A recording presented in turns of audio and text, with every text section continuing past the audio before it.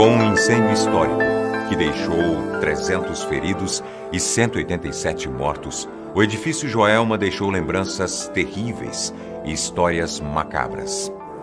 Aproveite a vinheta, deixe logo o seu like e se inscreva caso não seja inscrito. Seja bem-vindo ao canal Fatos Desconhecidos. Eu sou o Bobo.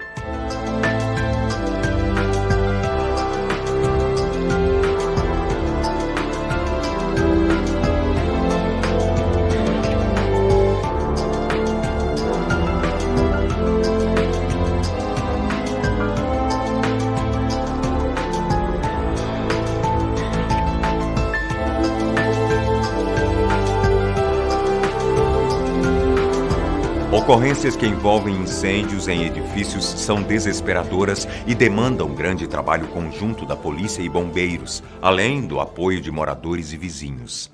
São Paulo, sexta-feira, 1º de fevereiro de 1974.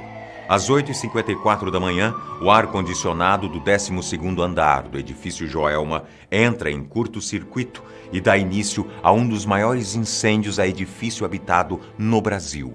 O fogo toma conta de outros andares de forma muito rápida devido à falta de equipamentos preventivos. A quantidade de materiais inflamáveis também foi outro fator muito importante. O edifício não possui saídas de emergência, brigadas de incêndio, nem sequer um plano de evacuação.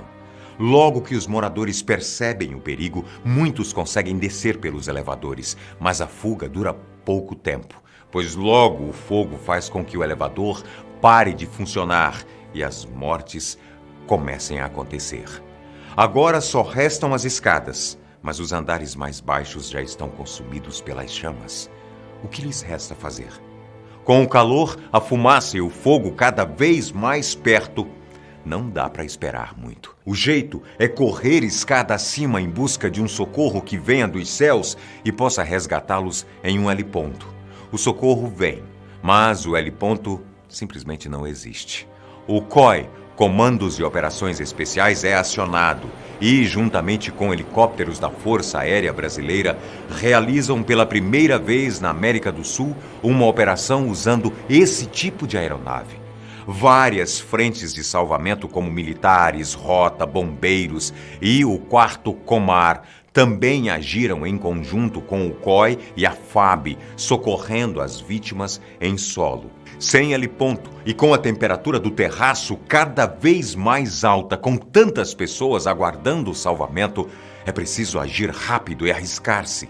Nesse momento, no impasse entre a necessidade de fazer algo e não saber como, faz com que as vítimas vivas comecem a perder a esperança. Se o helicóptero pousar, pode fazer com que o terraço desabe, tirando qualquer chance de sobrevivência. Como socorrer essas pessoas aflitas, quase sem fôlego, diante da corrida pelas escadas e do efeito tóxico da fumaça? Num ato heróico, os militares aproximam a aeronave do edifício e o sargento Caçaniga, do COI, salta do helicóptero 4 metros abaixo. Com toda a coragem e bravura, o PM tem que organizar o salvamento com a dor insuportável de um tornozelo fraturado. Mesmo com todo o esforço, os tripulantes do helicóptero não conseguem salvar aquelas pessoas.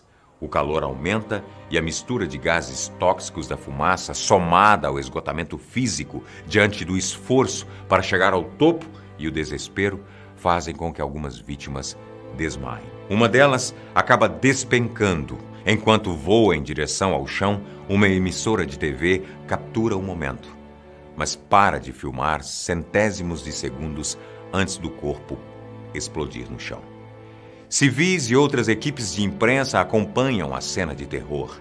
Enquanto isso, lá em cima, uma segunda aeronave entra em ação e quando o telhado do edifício atingia temperatura acima de 100 graus e sem nenhum equipamento apropriado para resgatar os sobreviventes, os militares conseguem colocar para dentro do helicóptero aqueles que também tiveram que ser bravos e fortes o suficiente para agarrar as pranchas lançadas a eles.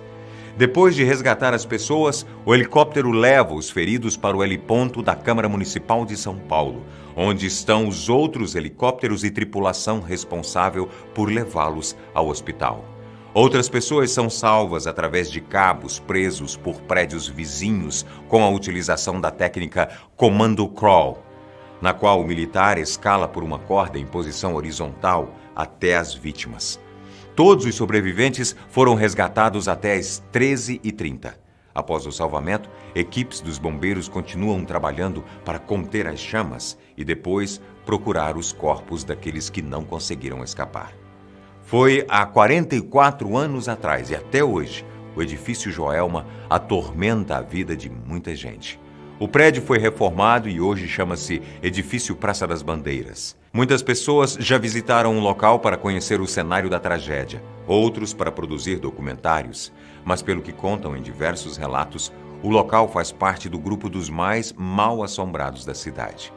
Uma energia pesada e assustadora toma conta do lugar, e algumas pessoas dizem que o terreno é mal-assombrado desde o período da colonização. Quem visita o local não pode filmar nem tirar fotografias. Nada, nenhum registro. Mas você pode ouvir histórias assustadoras se parar para conversar com os funcionários. Mas se não tiver coragem suficiente para ir até lá, não apague a luz e fique bem quietinho, porque nós vamos te contar tudo. Um homem que fez a auditoria do incêndio no dia seguinte ao ocorrido relatou que uma das peritas responsável pela investigação do caso tirou algumas fotos, mas algo surpreendente foi notado após a revelação dos negativos. Em seu relato, o ex-auditor recorda os pedaços de corpos que encontravam-se espalhados por todo o lugar. Segundo ele, ao mesmo tempo que se via o corpo inteiro, num piscar de olhos, só se via a metade. Quanto às fotos reveladas meses mais tarde, que miravam corpos e objetos, simplesmente apareceram sem nada. O homem ainda afirma que 36 horas após o início do incêndio, ainda havia uma coluna de concreto queimando.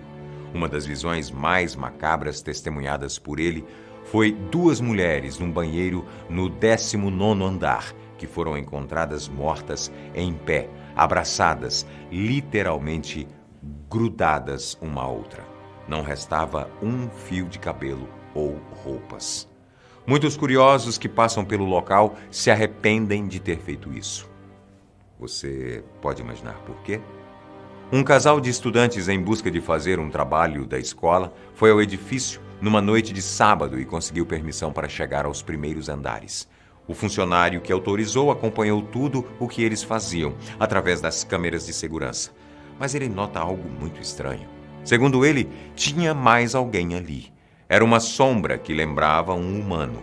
O homem afirma que, pelo acesso que ele tinha ao espelho do elevador, percebeu que na hora em que o casal entrou, a mesma sombra escura, vista no vídeo, segurava a porta para eles. E quando o casal voltou ao térreo, o funcionário contou aos dois exatamente o que viu. É claro que, diante do relato, o casal não perdeu tempo e sumiu dali o quanto antes. Os dois tinham levado uma câmera filmadora, mas ao checar as imagens, não notaram nada de estranho. Um outro caso aterrorizante foi contado por 2 funcionárias que, numa determinada noite, ficaram trabalhando até mais tarde no 14º andar, quando de repente aconteceu algo assustador e sem explicação. Uma explosão na sala ao lado. Um vidro temperado explodiu sem que houvesse qualquer agente causador. De acordo com as 2 mulheres, não foi por conta do vento, pois todas as janelas estavam fechadas. O vidro simplesmente explodiu, contou uma delas. E é óbvio, não ficaram lá para descobrir o motivo. 2 rapazes também passaram por apuros no antigo edifício Joelma. Um homem que misteriosamente carregava muitas chaves teria chegado até eles e dizendo: "Antes da meia-noite, estarei à sua porta." E sumiu bem na frente dos 2 rapazes. E quando o relógio se aproxima das 23 horas, barulhos de chaves começam a vir do corredor, se aproximando cada vez mais. Quando os 2 olham para a porta, lá está o homem com as chaves penduradas na calça. Não demora muito e ele some novamente. Segundo funcionários do edifício Praça das Bandeiras, isso realmente aconteceu, tanto que na mesma noite os rapazes deixaram o prédio. Aparentemente, os estudantes têm um grande fascínio pelo local. Outro deles chegou até lá durante a noite para gravar um documentário do tipo Bruxa de Blair, que seria um trabalho para a faculdade. Mas o estudante de publicidade Daniel Branco acabou agonizando bem no meio do processo. Ele chegou a falar sobre isso nas redes sociais, mas alguém que teria conhecimento dos casos acontecidos no prédio comentou: "Não mexa com isso." Mas ele insistiu. Ligou no local e lhe informaram que fotos e filmagens foram proibidas. Nem isso foi o bastante para ele. Então, foi até lá sem autorização. Ele voltou para casa, mas começou a sentir uma coceira estranha quando ainda estava no metrô.